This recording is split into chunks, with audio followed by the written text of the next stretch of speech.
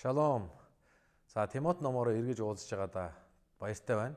Бид анхныхаа хичээлийг Солонгосын үзэсгэлэнтэй арал болох Чежу арлаас та бүхэндээ хүргэсэн болвол хоёр дахь удаагийнхаа дугаарыг бид Солонгосын хамгийн хойд хэсгийн аймаг болох Чунчон аймагаас та бүхэндээ хүрэхэд бэлэн болсон байна. Хэрэв та чуулганы ямар нэгэн үйлчлэг хийдэг бол танаас хоёр асуултыг асууя. Үнэхээр энэ сүнслэг үйлчлэлд та дуудагдсан уу? Дараагийн асуулт нь та өөрийнхөө хийж байгаа үйлчлэлийг маш баяр хөөртэйгээр хийдэг үү? Та үйлчлэлээсээ тэр баяр хөөргийг авдаг уу? Маш дуртай хийдэг үү? Гэсэн хоёр чухал асуултыг танаас асуумаар байна. Дургуйд хүчгүй гэдэг үг байдаг. За тэгвэл дуртай болвол бид дуртай зүйлдээ хүчээ гаргана, цаг заваа зориулдаг, бүх зүйлээ гаргадаг гэсэн үг.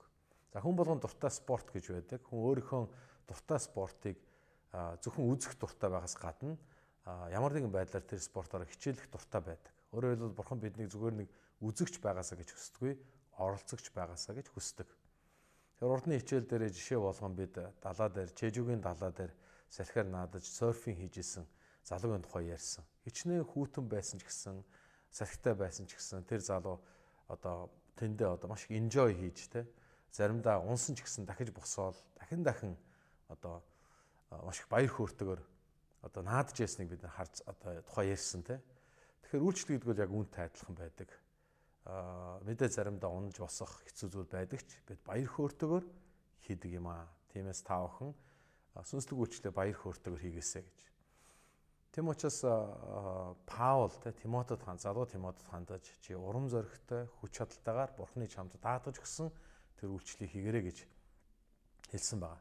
За эхний хичээлдэр Паул эхний хэсэг дээр Тимотед би чамайг сайн хончин байгаасаа гэж хүсэж байна. Сайн хончин гэдэг нь яг хин юм бэ? Бас хэрхэн үйлдэг юм бэ гэдгийг энэхүү загтлаараа дамжуулан Паул Тимотед дамжуулж өгсөн байна. За Фуллерийн их сургуулийн багш Боб Клинтон хэлэхдээ үйлчлэл гэдэг бол бидний дотроос ундран гардаг зүйл юм аа. Бурхны хайр нэгүсэлд талархах зүрх сэтгэлтэй. Нөгөө талаас бид Христ дотор хин юм бэ? Христтэй харилцах бидний харилцаа холбооноос дотроос мань ундран гардаг энэ зүйл бол үйлчлэл юм а гэж хэлсэн байдаг. Тэгэхээр Тимот Бурхны агуу хайр нэгүсэлд талархаж түүнийг дуудсан дуудлаганд үнэхээр үнэнч байж түүний дотроос бас энэ үйлчлэл ундран гарах учиртайг Паул үйлсэн байна. За өөрсдөө бүгд хамтдаа өнөөдөр 1-р Тимот 1-р бүлгийн 3-аас 11 дахь ишлэлийг хамтдаа уншина. За тэгэхээр энэ хэсгийг бид нэр зөв номлол сургаалын манаач бай гэж нэрлэж байгаа. Тэгэхээр Паул Тимотиг чи үнэхээр Бурхны зөв сургаал номлолын манаач шиг байгаараа энэ бол чиний дуудлага юм шүү гэж хэлсэн байна. Тэгэхээр бас нэгэн чухал асуултыг асууя. Таны хувьд номлол доктрин буюу тэр онол номлол сургаал илүү чухал уу? Эсвэл үйлдэл илүү чухал уу? За ингэж асуухан бол мэдээж зарим хүмүүс номлол нь доктрин чухал теолог доктрин чухал гэх юм. Зарим хүмүүс үгүй тэрнээс илүү үйлс нь илүү чухал шүү дээ гэж ярьж болох юм. Харин бид нар Паулыг харах юм бол түүний хувьд хоёулаа чухал байгаа. Мэдээж Паулын хувьд үргэлж эхлээд доктрин буюу түүний номлол, Христтгэлийн онол сургаалыг ихвчлэн чухалжилсан байгаа. Энэ яг үндэстэй адилхан. Энэ үндэсээс үйлс буюу үр жимс гэдэг зүйл гардаг байна. Тэгэхээр Паулын загтуудыг бид харах юм бол үргэлж эхлээд энэ доктрин буюу яг зөв онол, номлол сургаал яваад дараа нь түүнийхээ дагаар хэрхэн амьдрах вэ гэдэг үргэлж тайлбарлсан байдаг. За шинэхээр бид нар Эфес номыг аваад үзье. За Эфес номдор үзэх юм бол эхний 3 бүлгэн Христ дотор бид нар яг хин юм бэ гэдэг тухай өгүүлдэг бол дараагийн 3 бүлэг нь тэгвэл бид Христ дотор хин бэ гэдгийнхаа дагуу хэрхэн амьдрах вэ гэдэг тухай өгүүлдэг. За ер нь Паулын загтал төдийгүй угаасаа шинэ гэрээний бүх загтлуудыг авч үзэх юм бол үндсэн 2 хэсэгтэй байдаг. Нэг нь эхнийх нь бол Христтгэлийн доктрин буюу тэр номлол гол онлын тухай тайлбарлаж дараа нь түүнийхээ дагуу хэрхэн амьдрах вэ гэдэг тухай үргэлж өгүүлсэн байдаг. Тэгэхээр Паулын хувьд Тимотиг чи хойшлоо үйлчлэхийн тулд эхлээд энэ зөв номлол, зөв тайлбар, зөв теолог байж иж үүнийг чи хүмүүс зааж, үүний дагуу амьдрах тухай чи тэдэнд хэлэх ёстой. Тэм учраас чиний дуудлага бол үнний, тийм ээ, үнэн үгийн манаач шиг байх ёстой гэсэн чухал дуудлагыг өгч байгаа. Тэгэхээр Изекиэл номын 3 дугаар бүлгийн 17, 18 дугаар ишлэгийг та уншаад нэлээд сайн тунгаан бодож үзээрэй. Тэгэхээр энд гайхалтай дуудлагыг бурхан Изекиэлд өгч байгаа. Би чамайг Израилийн гэрийн манаач байхаар дуудаж байна гэж. Тэгэхээр энэ манаач нь ямар манаач вэ гэхээр миний амнаас гарах үгийг чи сайн сонсоод түүгээр тэднийг чи сэрэх болно гэж. Тэгэхээр пастор хүнд өгөгдсөн дуудлага бол бид эхлээд бурхны амнаас гардаг үгийг бид сонсогчд байх учиртай. Дараа нь бид яг тэр үнний манаач мэдтэй тэр үгээр бусдыг сэргээж босох ёстой. Энэ бол бидний дуудлага юмаа гэдгийг анхаарах учиртай. За тэгээд 18 дахь ишлэлээр харах юм бол хэрвээ чи нүгэлтэнд үннийг өгүүлээгүй бол нүгэлт нь нүглээсээ эргэлгүй яваад нүглээсээ болж үхэх юм бол түүний хариуцлага чам дээр ирэх болно гэж. Тэгээ энд номлогч хүний, тэгээ пастор хүний хувьд ямар том хариуцлага байгаа вэ гэдгийг энд бидэнд хэлж өгч байгаа. За тэгвэл үгийн буюу үнний манаач байна гэдэг нь ямар хүний хэлэх вэ гэдгийг энэ хэсгээр Паул Тимотед онцолж хэлж өгч байгаа. Тэгэхээр Паул Македон руу явах үедээ тийм ээ Тимотиг Эфесийн чуулганы удирдагч пастор болгон томилсон байна.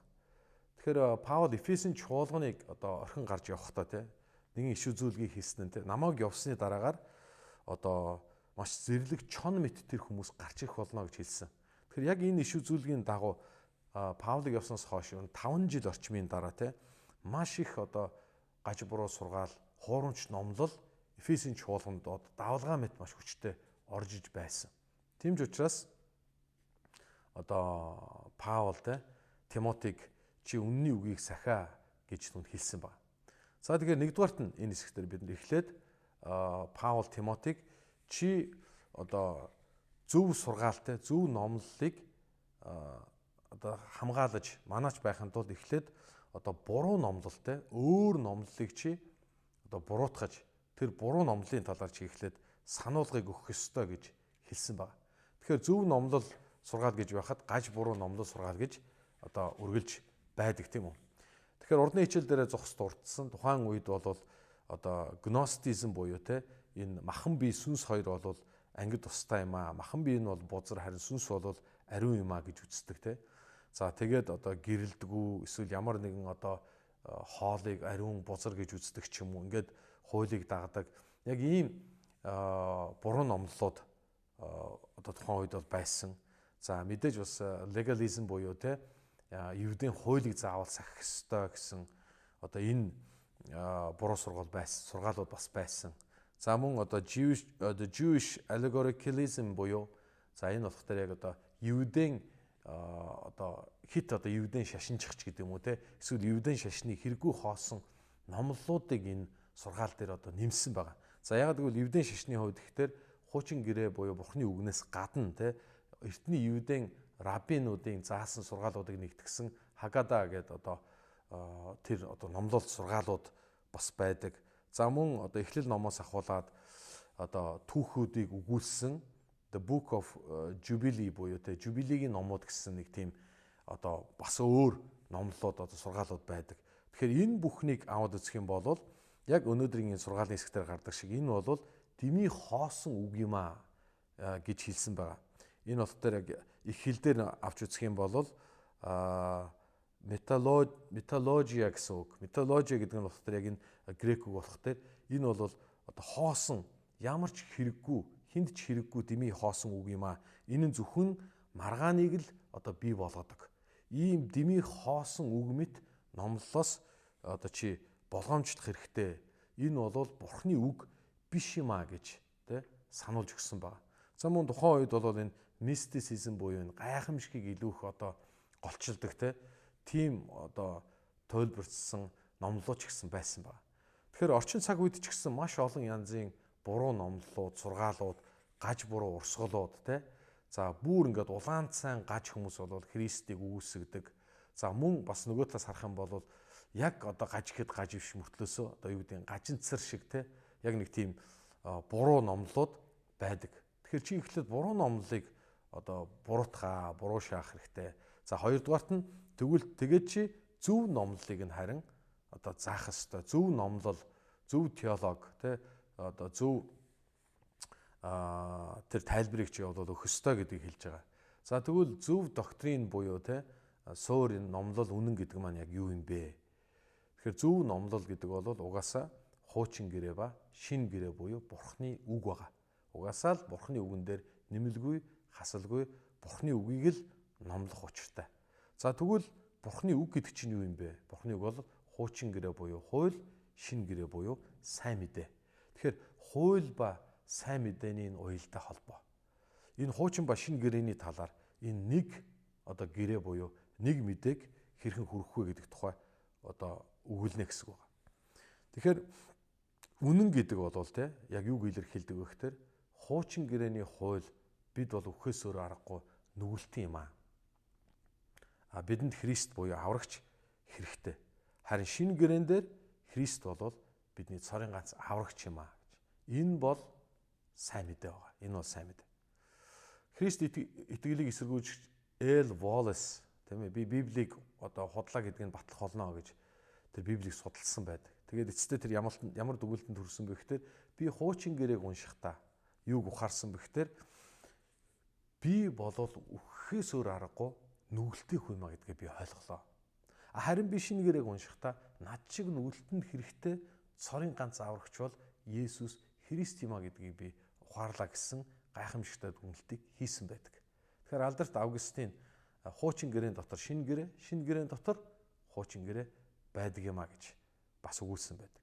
Тэгэхээр энэ шинэ хуучин гэрээ гэдэг бол тусдаа биш, энэ бол нэг одоо сайн мэдээ юм. Хуучин гэрээ бидний Христ рүү удирдах, бидний Христ рүү чиглүүлдэг байна. За тийм учраас Юшин Петерсон мессеж одоо тайлбар Библиэл дээр юу гэж хэлсэн бэ гэхээр хууль гэдэг бол Христийн хувьд яг тэр нөгөө гэрийн багштай адилхан юм аа. Энэ гэрийн багш болох тэр хүүхдийг яг сургууль руу ч юм уу явах хэвээр газар рууг нь одоо яг зөв газар руу чиглүүлж өгдөг юм аа. Хуулийн үүрэг бол биднийг очих хэвээр газар руу маань чиглүүлэх хэвээр гэж. За тэгвэл Христэд итгэж бидний хувьд очих хэвээр газар руугаа очисон өөрөөр хэлбэл Христээр ирсэн бидний хувьд хууль бидэнд хэрэгтэй юм уу? Зарим хүмүүс хууль одоо хэрэггүй гэж ярьдаг. Гэтэл тийм биш. Хууль бидэнд хэрэгтэй юм. За мэдээж хуулийг дагснараа аврагдана гэдэг бол хүн сүүдрээ хөхтэй адилхан. Хүн хизээч сүүдрээ гүйцэж чадахгүй. Харин тэр хүн зогсоод нар руу хараад одоо алхах юм бол сүүдэр тэр хүний ард нь гарна гэсэн үг. Тэгэхээр өөрөөр хэлбэл хуулийг дагах нь сүүдрээ дагахтай адилхан. Харин Христ дээр сайн мэдэн дээр их нь наран дээр ирэхтэй адилхан гэсэн үг. Тэгвэл нар руу ирсэн Христийг дагж байгаа хүний амьдралд сүүдэр нь дагдаг шиг сайн үйлс, хуулийн тэр үйлсүүд бас зөвхт одоо амьдрал нь бидний амьдралаас ундран гардаг гэсэн энэ ялгааг бид нар бас харж чадна гэсэн. Тэгэхээр Паул Тимотед хандаж чи бол сайн хончин байхаар дуудагдсан гэж. Тэгвэл сайн хончин хүний гол үүрэг нь юу юм бэ? Энэ бол үннийг хамгаалж, үнний үгийн манаач байх явдал юм а гэж. Тэр олон жилийн өмнө би бас пасторын томилгоо авах үед Америкт манай Библийн сургууль надад одоо сургаал заасан багш маань одоо яг томилгооны үеэр номлол хийхдээ тунхаглаж ирсэн. Тэгэхээр тэр хүн нэг үгийг маш олон удаа давтад тунхагласан. Preach the word, preach the word. Бурхны үгийг номлол, Бурхны үгийг тунхагл, Бурхны үгийг заа гэж дахин удаа сануулсан байна. Тэгэхээр пастор хүний гол үүрэг бол Бурхны үнний үгийг тэр чигээр нь дамжуулан номлох явдал юм а. Тэгэхээр өнөөдөр Тимотед өгсөн дуудлага. За түрүүн бид бас Эзекиэлийн одоо дуудлагыг бас үтсэн те. Бид бол яг тэр үнний үгийн манаач нар юм а. Бурхны амнаас гарсан үгийг бид хүлээн авч сонсоод тэр үгээр бид манаач мэд Бурхны ард түмнийг сэргээн дуудах энэ гол үүргийг гүйцэтгэсэн байна. Тэр ялангуяа өнөөдөр орчин цаг үед Монгол чуулганы хувьд энэ гаж буруу урсгал гэдэг бол асар их одоо гай тарьж байна. Бид нар үүнтэй тэнцэж байгаа юм. Тэгэхээр энд бид нар яах ёстой вэ гэхээр бид нар зүгээр л хүмүүсээ буруу урсгалын цуглаанд битгий яваа гэж хэлэл болоо биш. Эхлээд бид нар үнэн үгээр тэднийг зааж сургаж үнэн зөв сайн одоо теолог энэ одоо номлолуудыг, суур онолуудыг биднэрт зааж хэлж өгөх ёстой юм аа. Тэгээд тэднийг хуурамч сургаалаас бид нар одоо өөрөөр хэлбэл хамгаалах учиртай. Энэ бол бидний одоо дуудлага юм аа гэдгийг Паул өнөөдрийн хэсгээр биднэрт дахин санал өгч байна. За ингээд хоёр дахь одоо хэсгээ та бүхэндээ хүргэлээ. Паул Тимотиг үнний үгийн манаач байгаараа гэж дуудсан шиг өнөөдөр Есүс Христ таныг сайн мэдээний үнний үгийн манаач байхаар дуудаж томилсон гэдэгт итгэж байна. Хамт байсан та бүхэнд баярлалаа. Ингээд Тимот номын дараагийн хэсгээрээ иргэн уулзцаая. Баяр таа.